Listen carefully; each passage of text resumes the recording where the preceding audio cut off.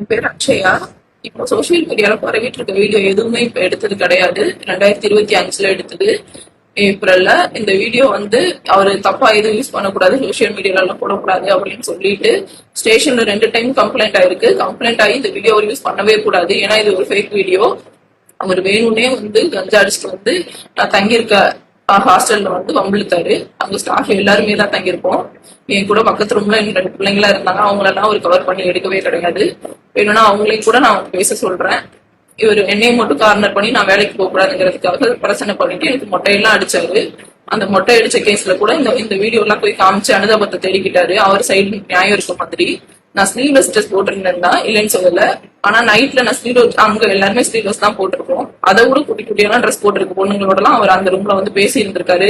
என்னை எப்போ ஊர்ல இருந்து வேலைக்கு கொண்டு போய் விடும்போதும் அந்த பொண்ணுங்கள்ட்ட பேசிட்டு ஜாலியா உட்காந்துட்டு சிரிச்சுட்டு ரொம்ப நேரம் அங்கேயே ஸ்டே பண்ணிட்டு கூட அடுத்த நாள்லாம் கிளம்பி சென்னைக்கு வேலைக்கு போயிருக்காரு. சோ இந்த வீடியோவை அவர் தப்பா யூஸ் பண்ணிக்கிறாரு. அவர் ரொம்ப ஒரு மாதிரி இந்த திருட்டு விஷயத்துலாம் இன்வால்வ் ஆகி கஞ்சா அடிக்கிறது அந்த மாதிரிலாம் பழக்கம் வச்சுட்டு ரொம்ப மனநல பாதிக்கிற சைக்கோ மாதிரி பண்ணுவார் அடிக்கடி. அவருக்கு அந்த சைக்கோ கேரக்டர் வந்துருச்சுன்னா அவரை யாராலுமே கண்ட்ரோல் பண்ண முடியாது. கண்ணா அப்படின்னு போட்டு அடிப்பாரு. சோ அதனாலதான் நான் 1 இயரா அவர்கிட்ட இருந்து நான் பிரிஞ்சிருக்கேன்.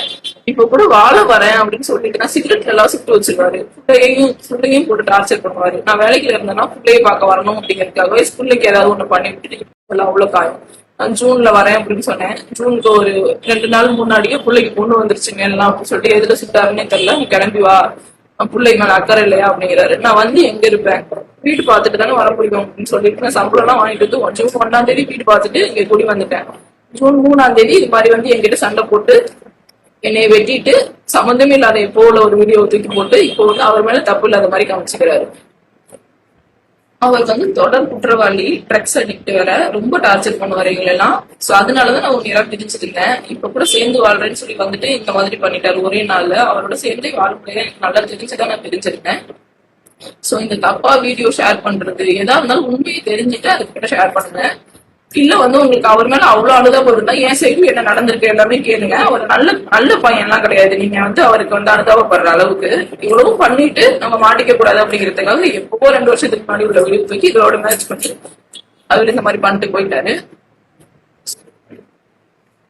இந்த விஷயம் ரிலேட்டடா நான் லாஸ்ட் இயரே கம்ப்ளைண்ட் கொடுத்திருந்தேன். போன ஆட்சியில அவர் ஆட்சியோட அதிகாரத்துல அவங்க ஃப்ரெண்ட் சர்க்கிள வச்சுட்டு இதுல எந்த ஒரு நடவடிக்கையுமே அவருக்காக கணவர் பக்கம் எடுக்கவே இல்லை. எந்த ஒரு நடவடிக்கையுமே எடுக்காததுனால என்னை ரொம்ப அலைய விட்டாங்க. எனக்கு கடைசியில எனக்கு சரியாயிரும், தெரியாம பட்டா போய் சேர்ந்து வாழு அப்படின்னு சொல்லிட்டு அனுப்பி விட்டுட்டாங்க. இந்த ஆட்சியிலேயாவது எனக்கு இதுக்கு ஒரு நல்ல முடிவு கிடைக்கணும்.